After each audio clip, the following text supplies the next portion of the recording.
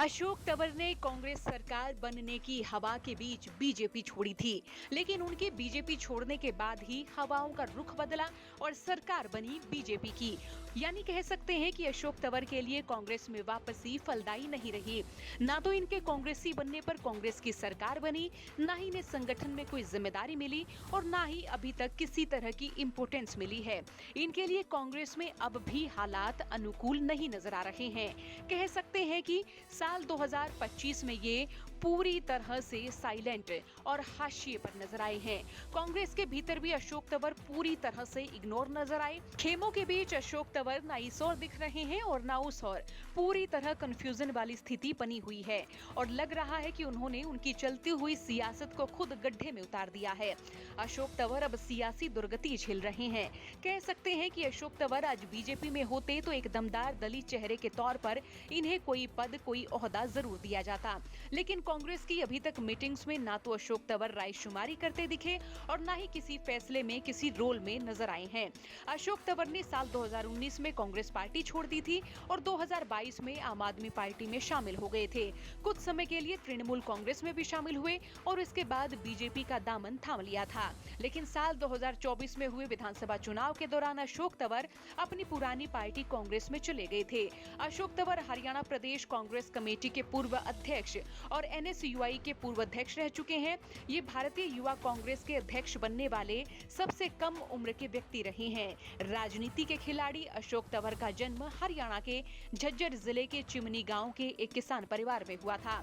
अशोक तंवर उस समय चर्चा में आए थे जब इन्होंने जेएनयू के छात्र संघ के अध्यक्ष का चुनाव लड़ा था। अशोक तंवर साल 1999 में एनएसयूआई के सचिव और साल 2003 में इसके अध्यक्ष बने। लेकिन अशोक तंवर का असली चेहरा जब चमका जब इन्होंने साल 2009 में कांग्रेस पार्टी के उम्मीदवार के रूप में सिरसा से लोकसभा चुनाव जीता था। इसके बाद साल 2014 के लोकसभा चुनाव में कांग्रेस के उम्मीदवार के रूप में इनेलो के चिरंजीत रोड़ी से अशोक तंवर चुनाव हार गए थे। अब अशोक तंवर अपने पुराने दल कांग्रेस में है। कांग्रेस में जाट और एससी गठजोड़ जारी रहा है, यानी नेता विपक्ष जाट चेहरे को और कांग्रेस अध्यक्ष किसी दलित नेता को बनाया जाता रहा है। चर्चा रही कि अशोक तंवर को कांग्रेस अध्यक्ष बनाया जा सकता है, लेकिन साल 2025 में ऐसा नहीं हुआ और अशोक तंवर के हाथ खाली रहे।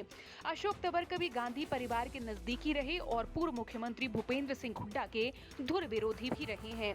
अशोक तंवर और भूपेंद्र हुड्डा में कभी नहीं बनी। दोनों कांग्रेस में एक मयान में दो तलवार की तरह रहे, फिर अंततः एक को जाना पड़ा था। कांग्रेस के बड़े सिपाही होते हुए भी दोनों नेता एक दूसरे से अलग अलग रहते थे, एक मंच पर आने से बचते थे। जब कांग्रेस नेतृत्व हरियाणा में कहीं भी बीजेपी के खिलाफ रैली करता था तो दोनों के बीच चल रही जंग खुलकर दिखती थी। एक के समर्थक गुलाबी तो दूसरे के लाल रंग की पगड़ी में होते थे।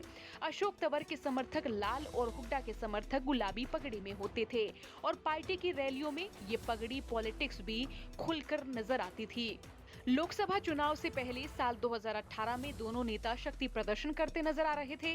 भूपेंद्र सिंह हुड्डा जनक्रांति रथ यात्रा निकाल रहे थे तो अशोक तंवर साइकिल यात्रा। दोनों की इस लड़ाई में कार्यकर्ता और नेता भी दो धड़ों में बटे हुए थे।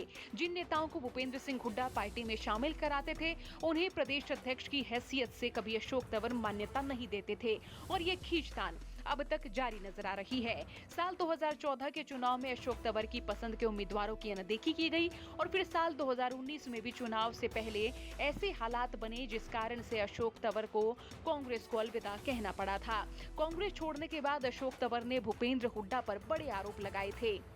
अशोक तंवर लगातार अध्यक्ष बने हुए थे तो इनके पीछे राहुल गांधी का हाथ बताया जाता है, जबकि भूपेंद्र हुड्डा कांग्रेस की ओर से सीएम पद के दावेदार फिर से बनाए गए तो इनके पीछे सोनिया गांधी का आशीर्वाद बताया जाता रहा है।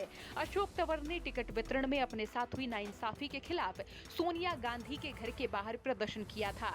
उन्होंने इसके लिए राहुल गांधी का घर नहीं चुना था। हालांकि ये माना जा रहा है कि अशोक तंवर अगर बीजेपी में रहते तो उन्हें कुछ बड़ा ओहदा मिल सकता था, लेकिन अब अशोक तंवर का नाम ना किसी चर्चा में है और ना ही किसी ओहदे के लिए अभी तक सामने आया है। अब देखना होगा कि तंवर साहब का भविष्य किस दिशा में नजर आता है और वो सियासी गर्दिश के दौर से निकल पाएंगे या नहीं। लेकिन साल 2025 में अशोक तंवर पूरी तरह से साइलेंट नजर आई हैं। आपका अशोक तंवर की राजनीति पर क्या कहना है? कमेंट बॉक्स में राय लिखिए। ब्यूरो रिपोर्ट हरियाणा तक।